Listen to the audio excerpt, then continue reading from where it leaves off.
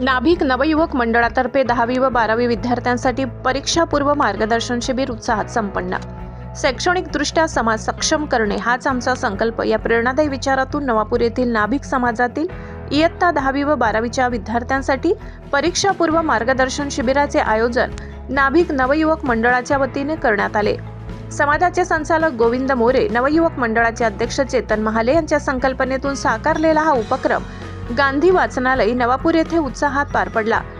या शिबिरात विद्यार्थ्यांना अभ्यासाचे योग्य नियोजन, परीक्षेची तयारी कशी करावी, वेळेचे व्यवस्थापन, ताणतणाव व परीक्षेची भीती कशी दूर करावी, तसेच यशस्वी होण्यासाठी आवश्यक असलेली शिस्त, आत्मविश्वास याबाबत सखोल मार्गदर्शन करण्यात आले। मार्गदर्शन सत्रात सार्वजनिक हायस्कूलचे शिक्षक भरत सैंदाणे सर, दर्शन सोनवणे सर, वंदना हिरे मॅडम, दीपक मंडलिक सर यांनी विद्यार्थ्यांशी संवाद साधत अभ्यासातील महत्त्वाचे मुद्दे स्पष्ट केले। प्रश्नोत्तर सत्रातून विद्यार्थ्यांच्या शंकांचे प्रभावी निरसन करण्यात आले। कार्यक्रमाची सुरुवात श्री संत सेना महाराज व विद्येची देवी सरस्वती यांच्या प्रतिमेचे पूजन करून करण्यात आली। यावेळी समाजाचे अध्यक्ष सुधीर निकम, उपाध्यक्ष मुकेश वारुडे, संचालक अशोक सैदाणे, प्रकाश सैदाणे, संजय सोनवणे, संदीप हिरे, संजय शिंदे, श्रीकांत मोरे, रवी सोनवणे, उमेश चित्ते, संदीप सूर्यवंशी, भरत सोनवणे आदी समाज बांधव मोठ्या संख्येने उपस्थित होते। कार्यक्रमाचे प्रास्ताविक व सूत्रसंचालन संचालक मनोज बोरसे यांनी केले, तर आभार प्रदर्शन अध्यक्ष सुधीर निकम यांनी मानले। या मार्गदर्शन शिबिरामुळे विद्यार्थ्यांमध्ये नवचैतन्य निर्माण झाले असून येणाऱ्या परीक्षांसाठी त्यांना योग्य दिशा मिळाल्याचे समाधान पालक व समाज बांधवांनी व्यक्त केले। मी गर्व नाही करत, पण मी करू शकते हे प्रत्येकामध्ये असलं पाहिजे की मी काहीतरी करू शकते। आणि आपले आई वडिलांचा आपण आज आपले आई वडील आपण देवाईत आहोत त्याच्यावर आपल्याला शिकवतात आणि बघा फक्त इंजिनिअरिंग किंवा फक्त डॉक्टर की एवढी मार्गाने मला फक्त पास व्हायचं एकदम इझी आहे। आता कृती पत्रिकेनुसार एकदम इझी मार्कने तुम्ही पास होऊ शकता।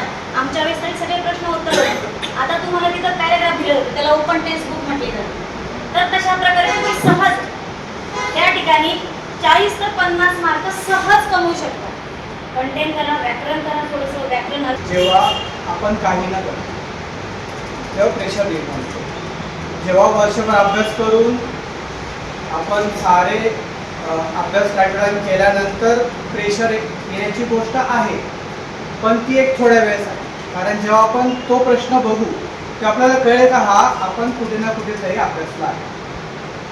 कारण आपण का असतो का न अभ्यास करता न रिव्हिजन लक्षात आलं का 16-17 पेज नाही, 16वा आणि 17वा पेज त्या आन्सर शीटमध्ये नाही, असं 20 पेजची ती आन्सर शीट असते। आता जेव्हा हे सरांना कळलं तेव्हा त्या संबंधित वर्ग शिक्षकावर कार्यवाही झाली। कारण सगळ्यात आधी आपल्याला चेक करायला होता का पूर्ण 20 पेज ते आहे का नाही। सगळ्यात आपलं हॉल तिकीटचं रीडिंग तुम्ही केलं असेल, तिथे संपूर्ण माहिती हॉल तिकीटवर आहे, बरोबर।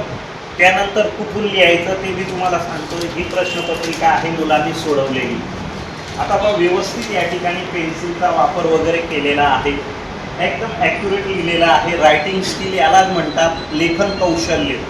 लेखन कौशल्यामध्ये युनिट टेस्ट द्या, प्रश्नपत्रिका सोडवा।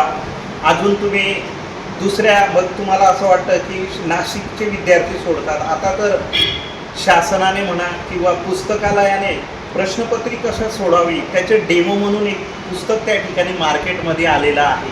ते आम्हाला पेसिमन कॉपी म्हणून मिळतं, आम्ही काही विद्यार्थ्यांना ते देतो पण। मग त्याच्यामध्ये सगळं दिलेलं आहे की कशी सोडवायची, काय सोडवायची, ती मी देतोच पुढे। मग तुम्हाला दररोज म्हणजे प्रश्नपत्रिका कठीण असते ती सोपी कशी करायची, जेणेकरून आपल्याला अतिशय सोप्या भाषेमध्ये कळलं पाहिजे। म्हणून त्यांना विनंती करेल की आपण आपल्या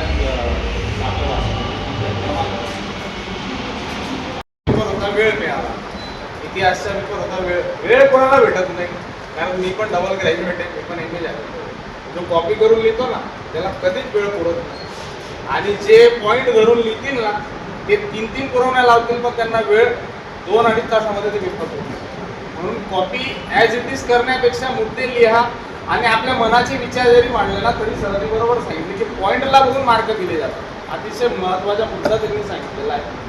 तर याच्यानंतर सोनवणे सरांना सांगणार होतो, परंतु मॅडमने आपल्यासाठी तुम्हाला बोलायचं नाही, वंदना हिरे मॅडम एकदम घाईत शाळेमधून निघून आपल्या यायची गरज नाही. पण आजची परिस्थिती अशी आहे की कॉपीचं जग आहे, परंतु भविष्यामध्ये असं म्हणेल की यावर्षी सुद्धा तुम्हाला कॉपी मिळेल की नाही मिळेल, चान्स कमी.